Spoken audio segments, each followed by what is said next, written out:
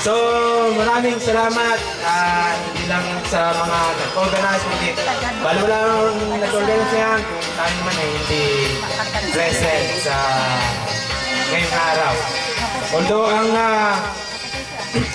target natin last year ay balik eskwela, kumustahan.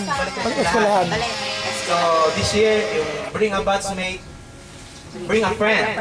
Yung bring a friend. Kaya nandito si Better Half. Better Half next. Yun yung maparami natin. Sabi nga, target natin, madouble yung nasa picture na yun eh. One-third ng picture na yun, mga teacher.